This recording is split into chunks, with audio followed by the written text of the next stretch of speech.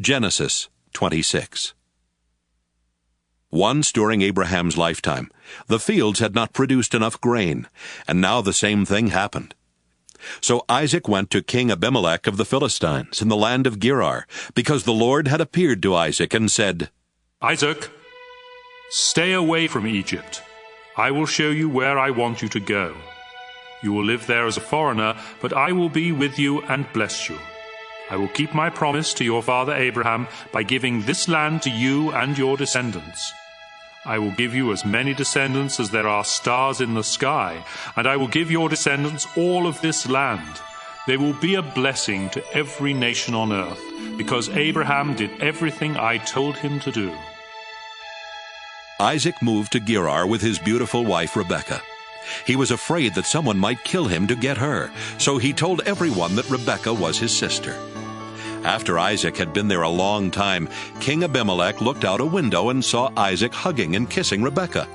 Abimelech called him in and said, Rebekah must be your wife. Why did you say she is your sister? Because I thought someone would kill me. Isaac answered. Don't you know what you've done? Abimelech exclaimed. If someone had slept with her, you would have made our whole nation guilty. Then Abimelech warned his people that anyone who even touched Isaac or Rebekah would be put to death. Isaac planted grain and had a good harvest that same year. The Lord blessed him, and Isaac was so successful that he became very rich. In fact, the Philistines were jealous of the large number of sheep, goats, and slaves that Isaac owned, and they stopped up the wells that Abraham's servants had dug before his death. Finally, Abimelech said, Isaac, I want you to leave our country.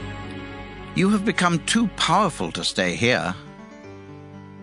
Isaac left and settled in Gerar Valley, where he cleaned out those wells that the Philistines had stopped up. Isaac also gave each of the wells the same name that Abraham had given to them. While his servants were digging in the valley, they found a spring-fed well. But the shepherds of Gerar Valley quarreled with Isaac's shepherds and claimed the water belonged to them. So the well was named Quarrel, because they had quarreled with Isaac. Isaac's servants dug another well, and the shepherds also quarreled about it. So that well was named Jealous. Finally they dug one more well. There was no quarreling this time, and the well was named Lots of Room, because the Lord had given them room and would make them very successful. Isaac went on to Beersheba, where the Lord appeared to him that night, and told him, Don't be afraid.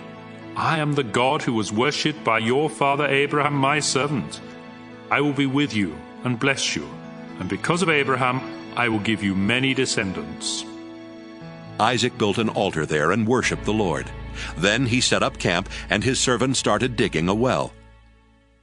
Meanwhile, Abimelech had left Gerar and was taking his adviser Ahuzzath and his army commander Phicol to see Isaac.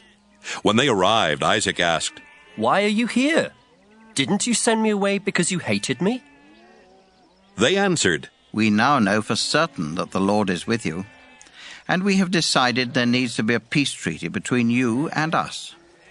So let us make a solemn agreement not to harm each other. Remember, we have never hurt you, and when we sent you away, we let you go in peace. The Lord has truly blessed you. Isaac gave a big feast for them, and everyone ate and drank. Early the next morning, Isaac and the others made a solemn agreement. Then he let them go in peace. Later that same day, Isaac's servants came and said, We've struck water! So Isaac named the well Shibah, and the town is still called Beersheba. When Esau was 40, he married Judith, the daughter of Beeri the Hittite, and Basemath, the daughter of Elon the Hittite. But these two women brought a lot of grief to his parents, Isaac and Rebekah.